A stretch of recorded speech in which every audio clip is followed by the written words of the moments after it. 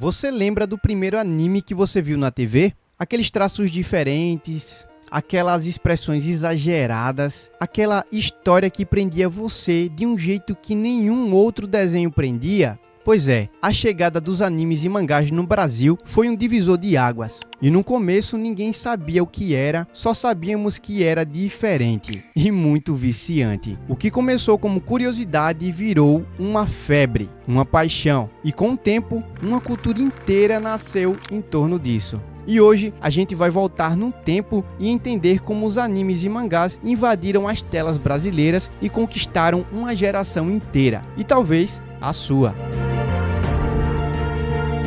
Salve galera, eu sou Ronácio Santos e se você cresceu com o controle na mão, trocando de canal para assistir Dragon Ball escondido da sua mãe, já somos velhos conhecidos. E esse projeto é um mergulho nas memórias de quem cresceu com Goku, Seiya, Inuyasha, Naruto e tantos outros. E para você também que está chegando agora e conhecendo esse universo fantástico que é o mundo dos animes e mangás. E a cultura japonesa como um todo, é claro. E no vídeo de hoje a gente vai entender um pouco de como tudo começou e como os animes deixaram de ser um desenho estranho para se tornarem um fenômeno cultural no Brasil como a gente conhece hoje. Mas para a gente entender melhor essa história, a gente precisa voltar um pouquinho no tempo. E nos anos 80 e 90, os animes chegaram de mansinho aqui no Brasil. E galera, ainda as pessoas chamavam de desenho japonês. E achava tudo muito esquisito. Mas quando o Cavaleiro dos Zodíacos estreou na rede Manchete, tudo isso mudou. Era violento, era emocional, era épico. A trilha sonora, os golpes com nome e aquela sensação de que aquilo era maior do que a gente entendia, cara. Depois veio Dragon Ball, Yu Yu Hakusho, a bomba explodiu. Esses animes tinham uma carga dramática, valores profundos e histórias que acompanhavam a gente por vários episódios. E nada de moral da história genérica, assim como os desenhos americanos. Aqui a gente via dor, amizade e superação de um jeito quase filosófico. Mesmo quem não sabia o que era Japão, já amava até sem saber. E nos anos 90, o Brasil respirava anime. Manchete, Globo, SBT, Band, parecia que todo canal queria ter seu próprio desenho japonês. Pokémon virou febre, Digimon virou disputa no recreio, Sailor Moon, Shurato, Samurai Warriors, Fly e vários outros. Cara, que nostalgia boa lembrar de tudo isso. Quem começou a acompanhar isso nos anos 90 vai entender bem o que eu tô querendo dizer. E pra ser sincero, a gente nem sabia que aquilo era parte de uma revolução cultural, mas já era. Era mais do que somente entretenimento, era identificação. As crianças copiavam os gritos dos golpes, os adolescentes desenhavam os personagens. Eu desenhei muito Dragon Ball na época do colégio. E os pais, os pais achavam tudo meio estranho, mas deixavam rolar, sabe?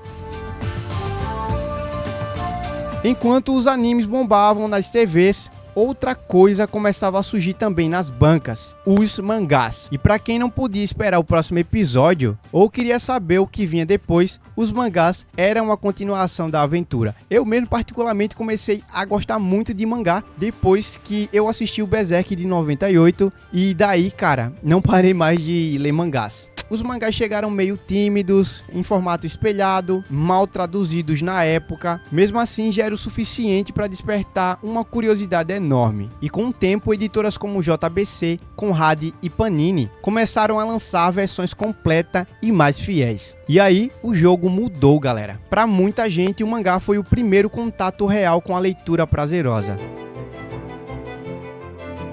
E com amor vem a comunidade. Fóruns como Anime Spirit, SOS Sailor Moon, Camus do Zero e na época o Orkut se tornaram um ponto de encontro de toda uma geração de otakus, galera. A galera se organizava para fazer cosplay, montar eventos, escrever fanfics. Era uma nova forma de se expressar. E quando eventos como Anime Friends, Ressaca Friends e depois a CCXP começaram a surgir, o Brasil entrou de vez na rota do Japão. A verdade é que o anime, quanto o mangá, deixou de ser somente uma coisa que você assistia e lia. Virou um verdadeiro estilo de vida.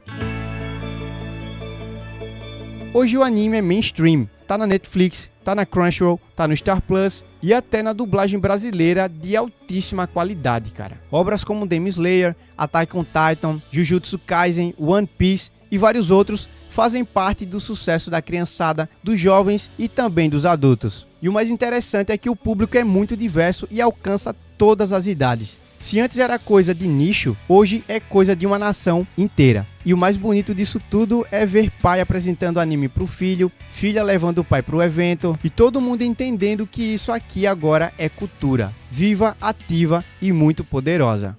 A chegada dos animes e mangás ao Brasil não foi apenas uma importação de conteúdo estrangeiro, galera. Foi o começo de uma nova identidade cultural sendo construída. A gente se viu nesses personagens, a gente se entendeu com eles e por meio deles, o Japão encontrou um abrigo em nossos corações. E o mais incrível, isso ainda é só o começo, galera. Porque no próximo episódio a gente vai entender como os mangás cresceram ainda mais e conquistaram estantes, corações e lápis de milhares de brasileiros. E se você curtiu esse vídeo, comenta aqui qual foi o primeiro anime ou mangá que mais te marcou. O meu particularmente foi Berserk até hoje, cara. E qual cena nunca mais saiu da sua cabeça? E não esquece de deixar o like nesse vídeo, se inscrever e compartilhar esse vídeo com aquele amigo que também cresceu gritando Kamehameha no quintal de casa. A gente se vê no próximo vídeo. Tchau!